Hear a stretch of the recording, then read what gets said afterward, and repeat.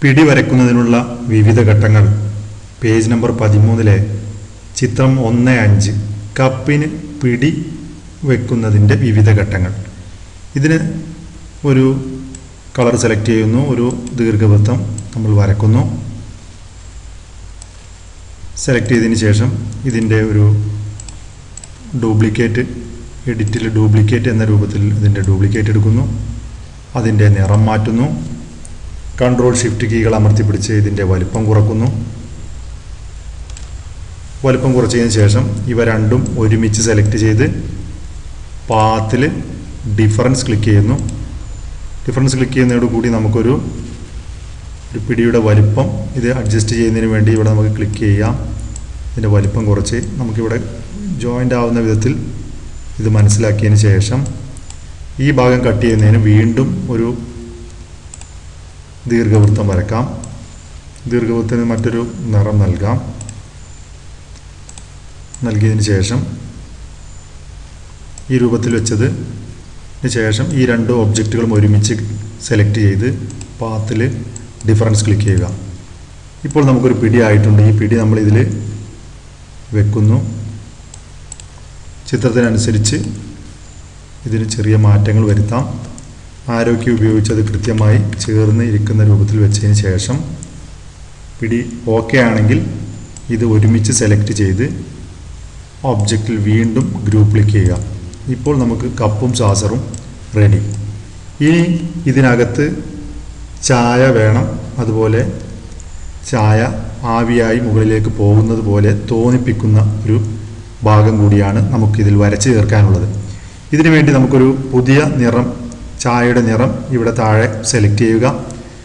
ഒരു ദീർഘവൃത്തം വരക്കാം. ഇതിനകത്ത് വരുന്ന വിധത്തിൽ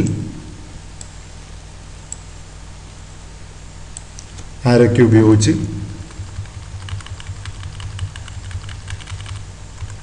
ഇതിലേക്ക് ചേർക്കാം. ഇതിൻ്റെ വലുപ്പം നമുക്ക് അഡ്ജസ്റ്റ് ചെയ്യേണ്ടതുണ്ട്.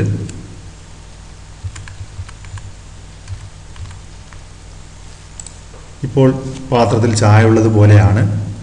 ഇനി ആവി ആയി ഇത് മുകളിലേക്ക് പോകുന്ന രൂപത്തിൽ ഇവിടെയും നമുക്ക് നേരത്തെ ചെയ്തതുപോലെ ഇത് സെലക്ട് ചെയ്ത് ഒബ്ജക്റ്റിൽ ഗ്രൂപ്പ് ചെയ്യാം. അതോടുകൂടി ഇത് ഒരുമിച്ച് നീങ്ങും. ഇനി ഇതിന് ആവി പടർത്തുന്ന ഒരു ഭാഗം കൂടി വരച്ച് ചേർക്കണം. ഇതിനു വേണ്ടി നമുക്ക് ചെയ്യാനുള്ളത് കാലിഗ്രാഫിക് ബ്രഷ് ടൂൾ എന്ന ഈ ടൂളാണ്. Draw calligraphic or brush tool. ഈ ടൂൾ ഉപയോഗിച്ചതിന് ശേഷം ഇതേ നിറം തന്നെ നമുക്ക് സെലക്ട് ചെയ്യാം. ഇതുപോലെ വരുന്ന സമയത്ത് നമ്മൾ എഡിറ്റിൽ അൺഡു ക്ലിക്ക് ചെയ്തുകൊണ്ട് ഇത് നമുക്ക് ഒഴിവാക്കാം. ഇത് നേരത്തെ സെലക്ഷൻ ഉണ്ടായതുകൊണ്ടാണ്. ഇവിടെ നമ്മൾ ഈ കളർ സെലക്ട് ചെയ്തതിന് ശേഷം ഡ്രോ കാലിഗ്രാഫിക് എന്ന ഈ ഓപ്ഷൻ സെലക്ട് ചെയ്ത് ഇതിന് മുകളിൽ ആവി പോകുന്നത് പോലെ ആ രൂപത്തിൽ 2 വരകൾ വരയ്ക്കുക. 2 or 3 വരകൾ നമുക്ക് നൽകാം. ശേഷം ഇവ സെലക്ട് ചെയ്യണം. ഒരുമിച്ച് സെലക്ട് ചെയ്യുന്നതിന് ക്ലിക്ക് ചെയ്ത് ഡ്രാഗ് ചെയ്യാം. ഇനി നമ്മൾ നേരത്തെ പഠിച്ച ഒബ്ജക്റ്റിൽ ഫിൽ ആൻഡ് സ്ട്രോക്കിലുള്ള ബ്ലർ എന്ന ഓപ്ഷൻ നമുക്കിവിടെ സെലക്ട് ചെയ്യാം. ബ്ലർ മാറ്റുന്നതിനനുസരിച്ച് നിങ്ങൾ ചിത്രത്തിലേക്ക് ശ്രദ്ധിച്ചു കഴിഞ്ഞാൽ നമുക്കതിൻ്റെ വ്യത്യാസം നമുക്ക് മനസ്സിലാവും.